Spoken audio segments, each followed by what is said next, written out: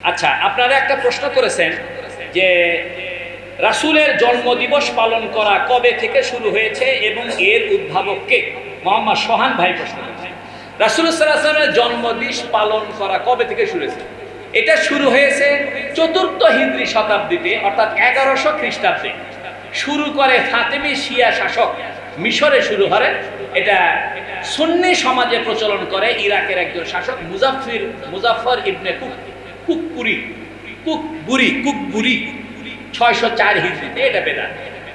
আচ্ছা, তারপরে আপনারা একটা প্রশ্ন করেছেন, সেটা হলো যে নবী সাল্লাল্লাহু আলাইহি ওয়াসাল্লামের নেতৃত্ব প্রসঙ্গে হাদিসের বিভিন্ন বক্তব্য, রাসূল সাল্লাল্লাহু আলাইহি ওয়াসাল্লাম জীবনে উম্মে সালামা, আয়েশার রাজনৈতিক ভূমিকার মতো সিরাতের ঘটনাগুলোর মধ্যে কিভাবে একটি সমন্বিত। আপনারা যে প্রশ্ন করেছেন খুব জটিল প্রশ্ন, মানে আমি পুলকিত যে দুপচাচিয়ার মতো একটা উপজেলায় এত গভীর প্রশ্ন করার মতো লোক আছে বাস্তব। মানে আপনারা যে প্রশ্ন করেছেন একাডেমিক প্রশ্ন মানে একদম ক্লাসিক্যাল প্রশ্ন। আর লেখাপড়া না জানলে এরকম প্রশ্ন কেউ করতে পারবে না। তা আমি আপনাদেরকে বলি, সেটা হলো আয়েশা সিদ্দিকা যে যুদ্ধের নেতৃত্ব দিয়েছেন, এটা রাষ্ট্র ক্ষমতার জন্য দেননি।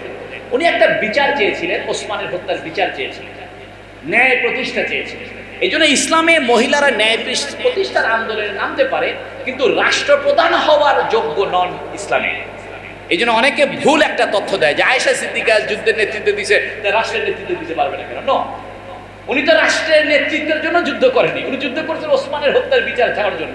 এই হাদিসকে আপনার নারী নেতৃত্ব বৈধ করার কোনো প্রমাণ হতে পারে না। আচ্ছা, আপনারা আরেকটা প্রশ্ন করেছেন, সেটা হলো যে সিরাত বর্ণনায় বানোয়াট ও জাল হাদিস কিভাবে অনুপ্রবেশ করেছে। এই ধরনের বর্ণনাগুলো শনাক্ত করতে এবং সিরাতকে বিশুদ্ধ সুন্নাহকে অধ্যয়নের জন্য কি কি মোতালা করে আমি আপনাদেরকে বলি। ছোট থেকে শেখেন।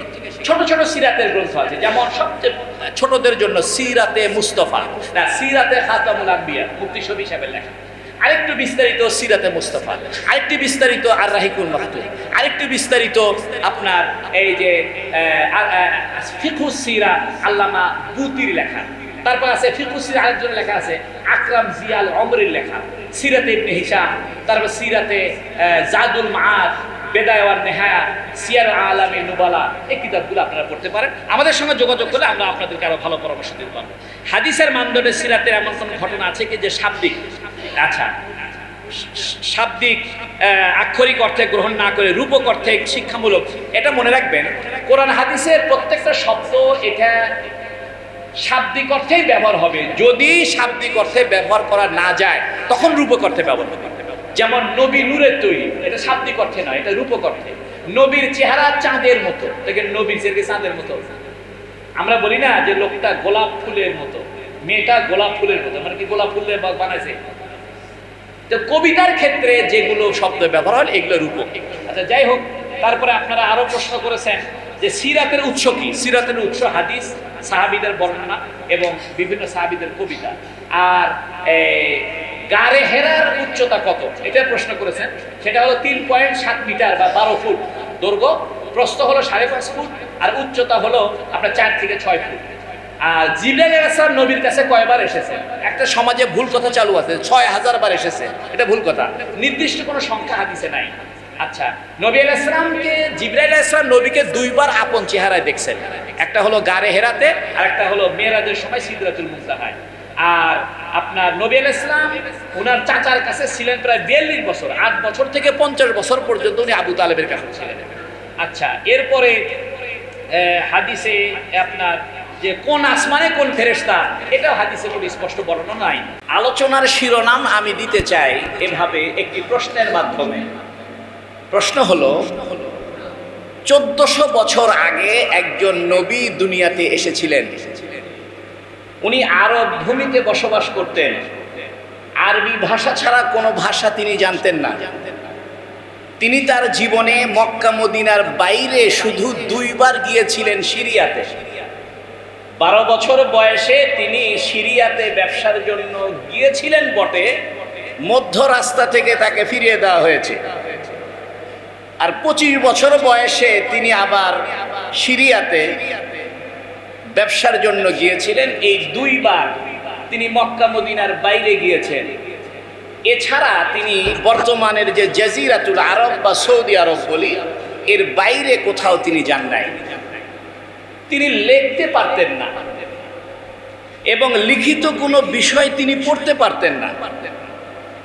এই ব্যক্তিটাকে আজকের সায়েন্টিফিক যুগে, টেকনোলজির যুগে, আজকের মহাকাশ বিজ্ঞানের যুগে কেন মানতে হবে? কেউ যদি আমাদেরকে প্রশ্ন করে যে হুজুর, আপনারা 1400 বছরের পুরাতন এক মানুষকে নিয়ে তাকে বলছেন তিনি উত্তম আদর্শ, তাকে বলছেন তিনি একমাত্র আদর্শ, কেন? এই প্রশ্নের আলোকে আমরা আজকের আলোচনা করব ইনশাআল্লাহ। এই প্রশ্নটা আরেকভাবে করা যায় যে আমাদের নবীকে কেন শেষ নবী মানতে হবে? আমাদের নবীর পরে আর কোনো নবীর প্রয়োজনীয়তা কেন নেই?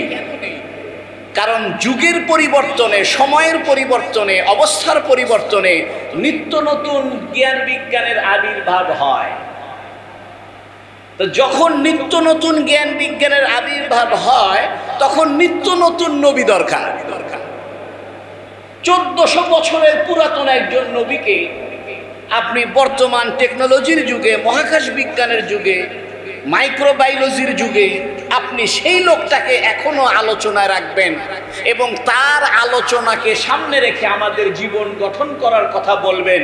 তিনি তো এত সায়েন্স টেকনোলজি জানতেন না। দুইটা প্রশ্নের আলোকে আজকের আলোচনা। প্রশ্নটার উদ্দেশ্য একই, ধরন দুই রকম। এক নম্বর প্রশ্ন হলো, আমাদের নবীকে কেন শেষ নবী মানতে হবে? আল্লাহর একটা বিধান হইল, এক নবীর পরে আরেকজন নবী আগমন করে। ইব্রাহিম আলাইহিস সালাম চলে গিয়েছেন, ইসমাইল আলাইহিস সালাম নবী হয়েছে। এরপরে মুসা আলাইহিস সালাম হয়েছেন, ঈসা আলাইহিস সালাম হয়েছেন, এরপরে আমাদের নবী আলাইহিস সালাম হয়েছে। এরপরে আর নতুন নবীর কেন আসতে হবে না? এটা একটা প্রশ্ন। আর দ্বিতীয় প্রশ্ন হলো যে আমাদের নবী 1400 বছরের পুরাতন, তাকে আবার নতুন করে এই বিশ্বে, এই জগতে, এমনকি কিয়ামত পর্যন্ত আমাদের নবীকেই আদর্শ মানতে হবে কেন? এই দুইটা প্রশ্ন সামনে রেখে আমি আলোচনা করে সংক্ষেপে আলোচনা করব, যাতে আপনাদের বিরক্তি না হয় এবং আপনারা অল্প সময়ের ভিতরে বাসায় চলে যেতে পারেন। কারণ দীর্ঘ বয়ান শুনলাম কিন্তু কোনো একটা বিষয়ের গভীরে প্রবেশ করলাম না, তাহলে বিষয়টা সুখকর হয় না, সুন্দর হয় না। এই প্রশ্নের উত্তর দেওয়ার আগে আমি ছোট্ট করে একটি আলোচনা করতে চাই, সেটি হলো সিরাত কাকে বলে। আজকে যে আমরা নামকরণ করেছি সিরাতুন নবী, সিরাত শব্দের অর্থ কি? কোরআনুল কারিমে আল্লাহ পাক সিরাত শব্দটি ব্যবহার করেছেন মুসা আলাইহিস সালামের একটি ঘটনাকে কেন্দ্র করে। মুসা আলাইহিস সালামকে আল্লাহ পাক একটি লাঠি দিয়েছিলেন, মুজেজার লাঠি। এই লাঠি মুসা আলাইহিস সালাম ফেলে দিলে কি হয়ে যেত? আবার সাপের উপরে বিসমিল্লাহ বলে হাত দিলে সাপ কি হয়ে যেত? লাঠি হয়ে যেত। তো মুসা আলাইহিস সালাম যখন ফেরাউনের দরবারে এই লাঠিটা ফেলে দেন, তখন লাঠিটা সাপ হয়ে যায়। তো মুসা আলাইহিস সালাম ভয় পেয়ে গেছেন, উনি জানতেন না, বুঝতে পারেন নাই যে লাঠি ফেলে দিলে সাপ হবে। এখানে একটা বিষয় হলো যে নবীগণও বুঝতে পারেন না যে তার মাধ্যমে কি মোজেজা, কি অলৌকিক ঘটনা ঘটতে যাচ্ছে, এটা নবীরা নিজেরাও জানতে পারেন না। যখন ঘটে যায় তখন নবীরা বুঝতে পারে যে এটা ঘটে গেল। তো মুসা আলাইহিস সালামের হাতের লাঠি যখন পড়ে গেল, এটা কি হয়ে গেল? উনি ভয় পেয়ে গেলেন। আল্লাহ বলে, লা তাখাফ, হে মুসা ভয় করো না, সানুঈদুহা সিরাতাহাল উলা। এটা কোরআন শরীফের একটা আয়াত। সানুঈদুহা সিরাতাহাল উলা, সিরাতাহাল উলা, যে হে মুসা ভয় করো না, তুমি সাপে হাত দাও, এই সাপকে আমি পূর্বের অবস্থায় ফিরিয়ে দিব। এই যে পূর্বের অবস্থায় ফিরিয়ে দেওয়া, এটাকে আরবিতে বলে সিরাত। সরাসরি কোরআন শরীফের থেকে যদি সিরাতের অর্থ আপনি জানতে চান, তাহলে বলতে হবে সিরাত মানে পূর্বের অবস্থা, অথবা সিরাত মানে আসল অবস্থা। কারণ সাপের আসল অবস্থা কি? লাঠি। এজন্য আল্লাহ বললেন লা তাখাফ সানুঈদুহা সিরাতাহাল উলা, হে মুসা তুমি ভয় করিও না, সাপের উপরে হাত দাও, এই সাপের পূর্বের অবস্থা, সাপের আসল অবস্থা আমি ফিরিয়ে দিব, অর্থাৎ সাপকে কি বানিয়ে দিব। মাশাআল্লাহ, আপনারা তো বুঝমান শ্রোতা দেখেন, এরকম শ্রোতাই তো আমার দরকার। কোরআন শরীফে যে সিরাত শব্দটা ব্যবহার হয়েছে এর অর্থ হলো মূল অবস্থা, আসল অবস্থা, পূর্বের অবস্থা। এখন প্রশ্ন হলো নবীর জীবনকে আমরা কেন সিরাত বলছি? কারণ হলো নবীর জীবনটাই আসল জীবন, এটাই মূল অবস্থা, এটাই আসল অবস্থা। কোনো মানুষ যদি নবীর চরিত্র থেকে বিচ্যুত হয়ে যায়, নবী সাল্লাল্লাহু আলাইহি ওয়াসাল্লামের আদর্শ থেকে দূরে চলে যায়, তাহলে সে তার আসল অবস্থার থেকে দূরে চলে গেল, সে তার আসল প্রকৃতি থেকে, আসল নেচার থেকে, আসল ক্যারেক্টার থেকে, তার আসল চরিত্র থেকে দূরে চলে গেল। এই জন্য নবীর জীবনকে সিরাত বলা হয়, যে নবীর জীবনটাই হলো আসল জীবন, মূল জীবন, পূর্বের অবস্থা, মৌলিক অবস্থা। কথা আমার শেষ। এখন আসেন, আমাদের নবীকে কেন শেষ নবী মানতে হবে, অথবা আমাদের নবীকে এই যুগে কেন মানতে হবে? উনি তো বহু পুরাতন আমলের মানুষ, লিখতে পারে না, পড়তে পারে না, আরবি ভাষা ছাড়া কোনো ভাষা জানে না, কোনো সায়েন্স টেকনোলজির ধারে কাছে নাই, তো উনাকে কেন মানতে হবে আজকের যুগে? চারটা কারণে ঐতিহাসিকগণ লিখেছেন, বিশেষজ্ঞ আলেমগণ লিখেছেন যে নবী আলাইহিস সালাতু ওয়াস সালামের মাঝে চারটি এমন বৈশিষ্ট্য ছিল। কয়টি? চারটি এমন বৈশিষ্ট্য ছিল যে বৈশিষ্ট্য পৃথিবীর সমস্ত মানুষের, সর্বকালীন সর্বযুগের সব মানুষের সব অবস্থাকে নবী আলাইহিস সালাম রিপ্রেজেন্ট করেন, অর্থাৎ নবী আলাইহিস সালাম এটাকে উপস্থাপন করেন। আমি ব্যাখ্যা দিচ্ছি, আস্তে আস্তে বোঝার চেষ্টা করেন। নবী আলাইহিস সালাতু ওয়াস সালামের জীবনে এমন চারটে বৈশিষ্ট্য রয়েছে যে বৈশিষ্ট্য অন্য নবীদের, মোবাইল নিয়ে ব্যস্ত হন না, এই মোবাইল একটা যন্ত্রণা, আমাদের জিন্দেগি নষ্ট করে দিল। আমার কথাগুলো শোনেন, আমিও কষ্ট করে আসছি লেখাপড়া বাদ দিয়ে, আপনারাও কষ্ট করে আসছেন, তাই না?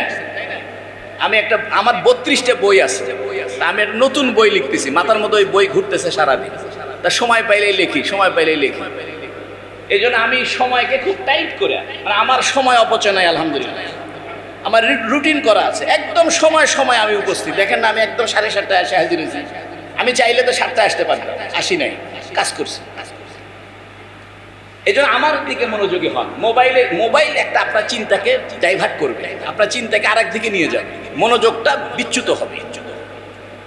এই জন্য এক মানুষ যখন ভিডিও করে তখন একবার ভিডিওর দিকে দেখে, একবার আমার দিকে দেখে, তো তার চিন্তাটা ভাগ হয়ে যায়। কিছুটা চিন্তা চলে যায় মোবাইলের ভিতরে, কিছুটা চিন্তা চলে যায় আমার মধ্যে। এটা ভিডিও করি না, আমি কোনো ভাইরাল বক্তাও না, কোনো বড় আলেমও না যে আমার ভিডিও করলে লাখ লাখ ভিউ হবে, টাকা কামাই হবে, এরকম না। কয়টা বৈশিষ্ট্য? চারটা বৈশিষ্ট্য। যে চারটি বৈশিষ্ট্য রাসূল সাল্লাল্লাহু আলাইহি সাল্লামের মাঝে ছিল, অন্য কোন নবীর মাঝে ছিল না। এক নাম্বার। দ্বিতীয়ত, নবী সাল্লাল্লাহু আলাইহি সাল্লামের জীবনে এমন চারটি বৈশিষ্ট্য ছিল, এই চারটি বৈশিষ্ট্য পৃথিবীর কোনো নবী তো, কোনো মানুষ তো দূরের কথা, নবীদেরও ছিল না, কোনো মানুষেরও ছিল না। এখন আসেন, এই চারটি বৈশিষ্ট্য কি? এই চারটি বৈশিষ্ট্য বুঝতে পারলে নবী সাল্লাল্লাহু আলাইহি সাল্লামের পূর্ণাঙ্গ জীবন বুঝতে পারবেন এবং ইসলামের একটি মৌলিক ধারণা আপনি পেয়ে যাবেন ইনশাআল্লাহ। রাসূল সাল্লাল্লাহু আলাইহি সাল্লামের ভিতরে যে চারটি বৈশিষ্ট্য ছিল, তার ভিতরে এক নম্বর বৈশিষ্ট্য ছিল নবী আলাইহিস সালাতু ওয়াস সালামের জীবনটা ছিল ব্যাপক, সামগ্রিক। এটা আমরা আরবিতে বলি জামে। জামে, এই যে জামে মসজিদ বলে, জামে মসজিদ কেন বলে? কারণ এই মসজিদে জুমার দিন সবাই একত্রিত হয়। জামে শব্দের অর্থ হলো একত্রিতকারী, অর্থাৎ যে বিষয়টা সবাইকে একত্রিত করে, এটাকে আরবিতে কি বলে? জামে।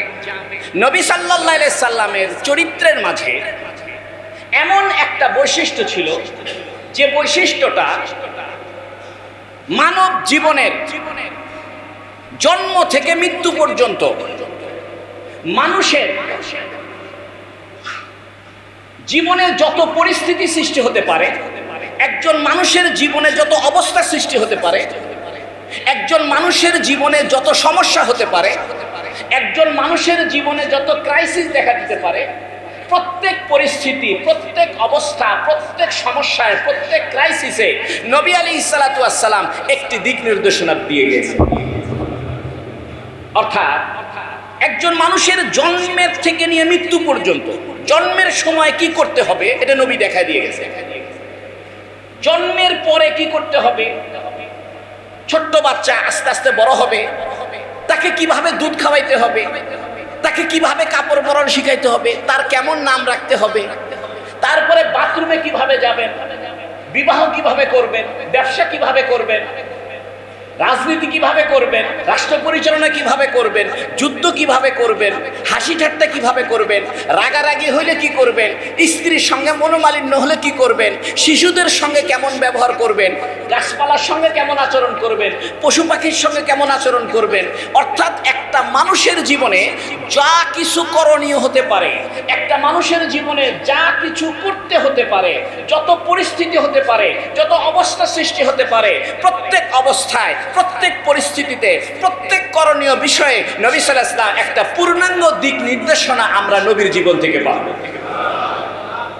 নবী সাল্লাল্লাহু আলাইহি ওয়াসাল্লামের জীবন ছিল 63 বছরের। তিনি নবী হয়েছেন 40 বছর বয়সে। নবী আগেই হয়েছেন, কিন্তু 40 বছর বয়সে তিনি প্রকাশিত হয়েছেন নবী রূপে। 40 বছর বয়সে তিনি নবী রূপে প্রকাশিত হয়েছেন। এরপরে মক্কায় ছিলেন 13 বছর। 40 আর 13 কত? 53। এরপরে মদিনা শরীফে ছিলেন কয় বছর? 10 বছর। তাহলে 40, 13 আর 10 সব মিলে 63 বছর। নবী সাল্লাল্লাহু আলাইহি ওয়াসাল্লাম তার 63 বছরের জীবনে এমন এমন কথা বলেছেন, এমন এমন কাজকর্ম করেছেন, এমন এমন বিষয়ের সমর্থন দিয়েছেন, এমন এমন সমস্যার সমাধান করেছেন, এমন এমন বিষয়ের অবতারণা করেছেন যে এই 63 বছরের জীবনে এমন সমস্ত কার্যকলাপ তিনি আমাদের সামনে উপহার দিয়েছেন। মানব জীবনের জন্ম থেকে মৃত্যু পর্যন্ত, আজকে থেকে নিয়ে কিয়ামত পর্যন্ত যত মানুষ পৃথিবীতে বর্তমানে আছে, ভবিষ্যতে আসবে, সমস্ত মানুষের জন্য, সমস্ত মানুষের সব সমস্যার সমাধানের জন্য, সমস্ত মানুষের জীবনের প্রত্যেক পরিস্থিতির জন্য যা যা করণীয় দরকার সব নবী আলাইহিস সালাম 63 বছরের জীবনে আমাদেরকে একবারে উপহার দিয়ে গিয়েছে। আমি আপনাদেরকে একটা উদাহরণ দিই। আমি একবার দুবাই গিয়েছিলাম। তো দুবাই শহরে বড় বড় মার্কেট আছে, এগুলো